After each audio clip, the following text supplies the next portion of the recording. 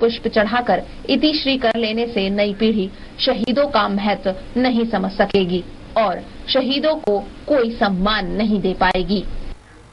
अगर उनको भगत सिंह शहीद कैसे हुए ये पता नहीं है, या इस देश के तमाम क्रांतिकारी इस देश के लिए अपने खूनों की गंगा उन्होंने कैसी बहाई, यही अगर इस पीढ़ी को और आने वाली पीढ़ी को पता नहीं रहेगा तो इस देश को कभी खतरा आने पर उसके लिए जान देने वाले किस दूसरे देश से प्रेरणा लेकर जान देंगे, कैसे संभव है। इसलिए ये प्रेरणादायी सारा इतिहास उनके सामने जाना जरूरी है। एक और कॉलर से बात करते हैं। मैं ये पूछना चाहता हूँ सर कि आजादी के 7 साल के बाद से 50 साल तक कांग्रेस ने राज किया है और सैकड़ों परियोजनाएं नेहरू गांधी के खानदान के नाम पे देश में चल रही है। क्या इन्होंने एक भी परियोजना इन आजादी के दीवानों के प्रति नहीं चलाई? बहुत अहम मुद्दा है देश में।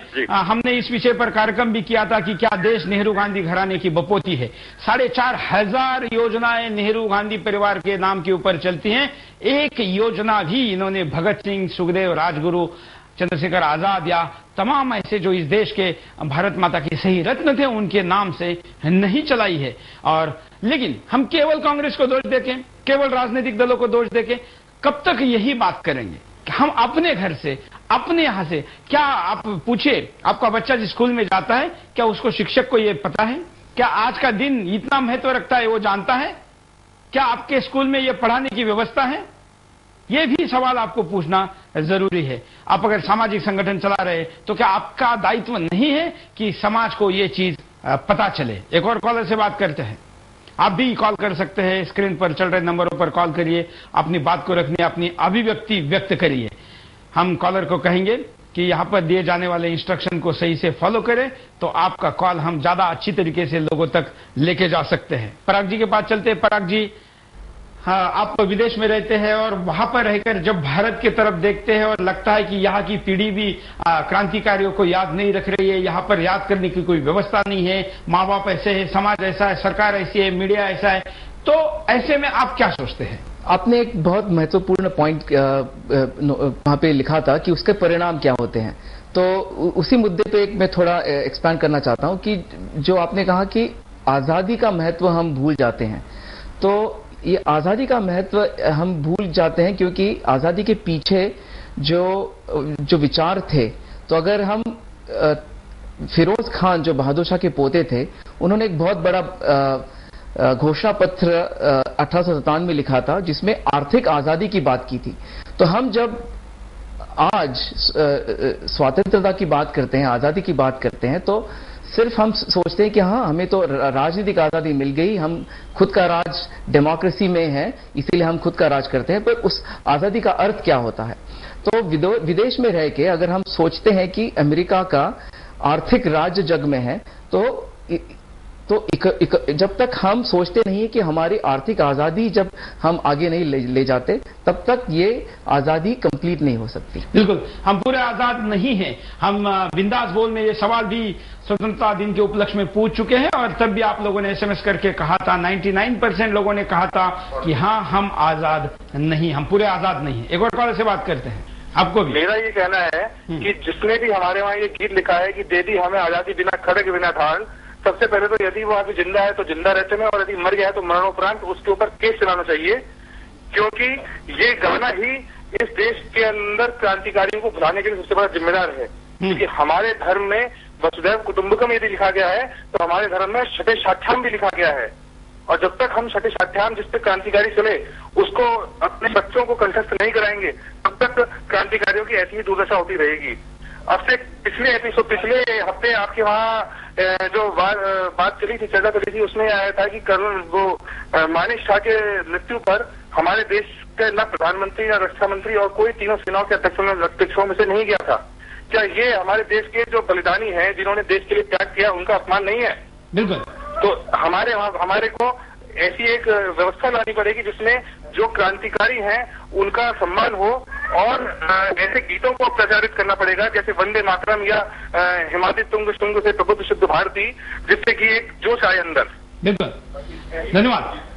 आज अगर हम बात करें तो देश में तमाम टेलीकॉम कंपनियां हैं, कई टेलीकॉम कंपनियों में देशभक्ति के गीत का हेलो ट्यून ही नहीं है। पराग जी, आपको जानकर दुख होगा, हमने इस पर सर्वे किया है। जल्दी हम टीवी चैनल पर इस कंपनी और उसके इस नाम के 7 कार्यक्रम करने वाले हैं। देश के कई कई टेलीकॉम कंपनियों में हेलो ट्यून में मुन्नी बदनाम हुई से लेके सारे तमाम गाने अवेलेबल हैं, लेकिन देशभक्ति के गाने का ऑप्शन ही नहीं है। ये ऑप्शन ही नहीं है। आप हंस रहे हैं, इनके ऊपर मतलब इनको ऐसे लोगों के ऊपर रोना आना चाहिए। बिल्कुल बिल्कुल, देशभक्ति हम शायद भूल गए हैं। देशभक्ति हमारे चॉइस के लिए ऑप्शन ही नहीं है। ये हेलो ट्यून की स्थिति है। जब हेलो में तक हमको देश याद नहीं है तो उसके हेलो के आगे बढ़कर हम कहां तक जा पाएंगे, ये भी बहुत बड़ा चिंता का विषय है। एक और कॉलर से बात करते हैं। सर, मैं सबसे पहले अपने देश के शहीदों को नमन करता हूँ और मैं ये कहना चाहता हूँ कि हमारे आज सिर्फ एक न्यूज चैनल है, सुदर्शन न्यूज है, जो जिसने शहीदी दिवस को दिखाया है, और किसी ने भी शहीदी दिवस को नहीं दिखाया जी। और साथ में हमारे राजनेता, कोई भी राजनेता हो, किसी पार्टी के हो, आज किसी ने भी शहीदी दिवस पर किसी भी शहीद को श्रद्धांजलि नहीं दी है। और हरियाणा के अंदर तो शहीदों का इतना बुरा हाल है सर कि यहाँ शहीदों के नाम पर कुछ नहीं है, स्कूल नहीं है, कॉलेज नहीं है, कुछ नहीं है। और जो गद्दी रहते राजनेता, ये हमारे देश के गद्दार रहते हैं सर। बिल्कुल, धन्यवाद। एक और कॉलर के पास चलते हैं, देखते हैं वो भी इस विषय पर क्या कहना चाहते हैं। नमस्कार। नमस्कार, बोलिए। नमस्कार, मैं निशा कुमारी क्लास 12 की स्टूडेंट हूँ। आपने जो ये मुद्दा उठाया है, सबसे पहले मैं आपको इसके लिए धन्यवाद देती हूँ, क्योंकि इतना मीडिया चैनल आजकल के सिर्फ अंधाधुंध हो गए हैं, वो वास्तविक मुद्दों से हट जाते हैं। इसलिए, और आपने जो मुद्दा उठाया, क्या देश क्रांतिकारियों को भूल रहा है, बिल्कुल सही है। और मैं बिंदास तरीके से बोल सकती हूँ कि जी हाँ, देश क्रांतिकारियों को भूल रहा है। आज उस समय सबसे पहले हमारा दोष है शिक्षा पद्धति, जहाँ पर वास्तविक क्रांतिकारियों की जीवनी को नहीं दिया जाता, सिर्फ थोड़े मोड़े आजादी के किस्से सुना दिए जाते हैं और उससे ये समझा जाता है कि हम अपने विद्यार्थियों को, जो देश का भविष्य है, उसे गलत तरीके से, इसी तरह से हमारा युवक बर्बाद हो जाते हैं। फिर सेकेंड नंबर पे आता है हमारा जो ये फिल्म है आजकल के, वास्तविकता तो दिखाती नहीं, क्रांतिकारियों की कहानियां नहीं। और आपने जो अभी थोड़ी देर पहले कहा था कि आजकल के युवाओं के मुंह पे बिल्कुल सही क्या रहता है, उलाला रहता है, जो क्रांतिकारियों की बातें नहीं रहती। और इसलिए मैं सबसे पहले हमारी शिक्षा पद्धति को सुधारनी होगी और हमें अपने देश के युवा पीढ़ियों को और देश के भविष्य जो हमारे बच्चे हैं उनमें यह भावना भरनी होगी कि ये देश कितने शहीदों की कुर्बानियों पर हमें आज प्राप्त हुआ। इस आजादी को बरकरार रखना है, तभी हम विश्व गुरु बन सकते हैं। सिर्फ ढकोसले पैदा करने से हर पद्धति पर विशेषकर और अपने बच्चों में दिए जाने वाले संस्कार को सुधारने की जरूरत है। वाह, धन्यवाद आपको। जय हिंद, मेरा प्रणाम। बहुत अच्छी बात कही। काश इसी बात कहने वाले, सोचने वाले इस देश में और बढ़ जाए तो इस देश के शहीदों को, क्रांतिकारियों को कोई नहीं भूल सकता। हम यहाँ पर रुकते एक छोटे से ब्रेक के लिए। ब्रेक के बाद दोबारा आएंगे, हम उपायों पर भी बात करेंगे, क्योंकि बिंदास बोल में हम हमेशा कारण, परिणाम और उपाय पर बात करते हैं कि उपाय क्या है। ये उपाय तक हमको लेके जाना होगा। देख रहे बिंदास बोल, और बिंदास में हम आपके सामने देश के तमाम क्रांतिकारियों के बारे में हम आज कैसे विचार करते हैं, इस विषय पर सवाल पूछ रहे हैं आपको कि क्या देश क्रांतिकारियों को भूल रहा है। और अब तक के सारे कॉलर ने कहा है कि हाँ, ये हो रहा है, ये दुर्भाग्यपूर्ण है, लेकिन ये वास्तव है, सच है, सच्चाई है। कॉलर से बात करते हैं, आप भी कॉल कर सकते हैं। सर, ये आज बहुत शर्मिंदा मुझे महसूस हो रहा है कि सिर्फ आज के दिन हम ये तीनों महान नेता को याद करते हैं। ये भारत को नहीं, भारत को तो होना चाहिए, मुझे होना है सर, मुझे हो रहा है। ये आपने जो आज कार्यक्रम दिखा के लिए आपको बहुत धन्यवाद। तमाम होना चाहिए हमको, हम लोग आगे पूरा हिंदुस्तान, पूरा चलिए, आप बात बहुत अच्छी कह रहे हैं, लेकिन दुर्भाग्य से अच्छी बात कहने के लिए भी नेटवर्क अच्छा नहीं है। आपकी बात हम तक पहुंची है, भावना पहुंची है। एक और कॉलर से बात करते हैं। शायद तकनीकी कारणों से हमारे इनसे बात नहीं हो पाई है।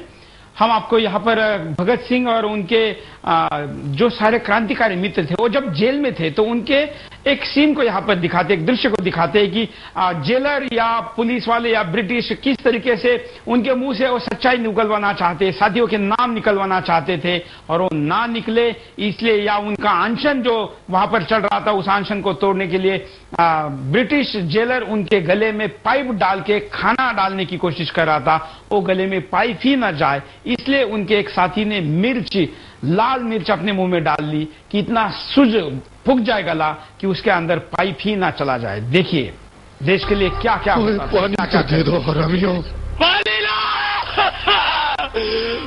पानी! ये किशोरी भी तो पागल है। कल रात पूरी एक मुट्ठी लाल मिर्च भाग गया ताकि वो लोग गले में ट्यूब न डाल सके। ये साले ट्यूब ही नहीं डाल पाएंगे तो खाना कहां से खिलाएंगे? सारा गला जल गया है। पानी ला!